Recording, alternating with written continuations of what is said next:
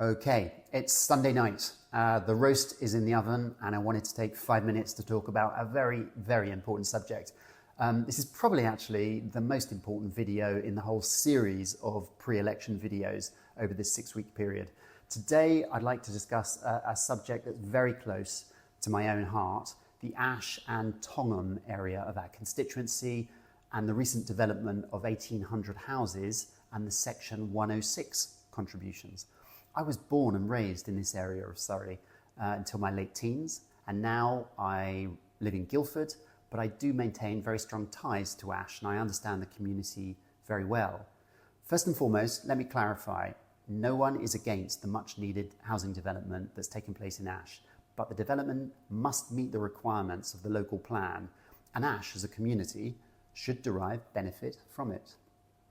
The Section 106 contributions are very, very important. S106 contributions relate to the monies handed over by the developers of the new houses to support communities in this area, your area. A total of 19.8 million was collected, of which Ash Road Bridge constitutes 4 million, so approximately 15 million was left. Within the 15 million, there's provision for 3 different types of education: early years, primary, secondary. There's also highways, allotments and parks, police, recreation, SANGs, the sound management fee, libraries, and all of those sorts of things. A good 106 should specify several things. For example, the parties involved in the contract, what the contribution is for, how much it's for, and what the trigger point is. It should also state how long the council has to spend the money. This last point is important. Within the 106 agreement, there's a clawback clause which states that developers can take back those contributions if they're not spent in the required time frame. Some of those monies have a 10-year lifetime, but for a large proportion, the default is 5 years, and that 5-year period is nearly up. I have it on good authority that not a single extra school space has been created with that money. No doctor's surgeries, nothing. Whilst a big chunk of this is managed at county level, it's up to Guildford Borough Council to see that it's dispersed correctly and not just handed over without even a project plan in place. The Lib Dems, who've got majority control of the council, have behaved negligently. This isn't known about widely enough, this isn't being talked about widely enough, and if you're a resident of Ash, you need to be aware of it. On a loosely connected subject, I've been concerned about the lack of hustings in Ash in this pre-election period.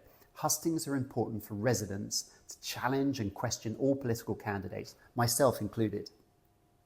Now, I approached 3 local churches, St. Peter's Church in Ash, St. Paul's Church, Tongham, and Holy Angels Catholic Church to see if they could potentially host some hustings. Holy Angels never responded to my request at all. St. Peter's and St. Paul's declined, but Reverend Claire Holt of St. Paul's Church, Tongham, made an interesting statement in her email. She said, and I quote, that significant money has been allocated to schools in the area to create new school places. However, this is misleading.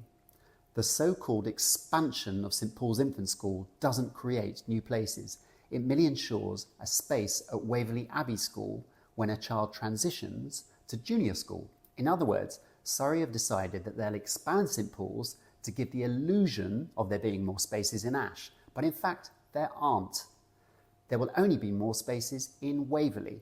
Moreover, early years education in the UK is private and it hasn't benefited either. St. Paul's Church decided to make things very difficult for a well-known and much-loved local nursery called Nurturing Childcare, eventually evicting them from church land. With the money, the church are now creating a new early years facility which they'll receive funding for. Reverend Holt maintains that this equates to new and additional school places, but of course it doesn't. It's a like-for-like replacement. Now, whilst all of this is perfectly legal, and I'm not suggesting anything to the contrary, there has been significant mismanagement by the Liberal Democrats, who have got majority control of the council. If you live in Ash, you need to be aware of this, and you need to be aware that this leaves Ash residents a lot worse off. Some things have changed since the development took place, but unfortunately not for the better.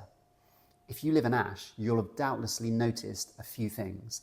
Number 1, waiting times for doctor's appointments have become a lot worse. almost unbearable. NHS dental facilities have declined, forcing local people to travel much further afield or pay to go private for this very basic need.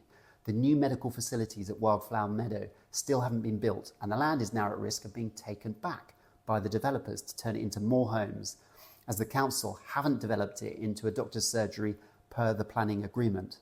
Local road surfaces, they're becoming dangerously unkempt, maintained and repaired. We've got potholes and furrows on a lot of local roads, including the A331, broken speed humps on Shorefield Road and Grange Road, pooling of water on the A331 slip road at the Ash-Aldershot Junction and in Longacre Estate. I'm sure you've noticed it. Let's talk candidly. It looks like Jeremy Hunt's going to be unseated on the 4th of July, and quite right too. The Tories have betrayed us all. But if you're thinking about lending your vote to Paul Follows and the Liberal Democrats in Godalming and Ash, please think carefully about this. This issue goes to the heart of Liberal Democrat competence in our community and will suffer badly for the next 4 to 5 years if Mr Follows ends up as our MP.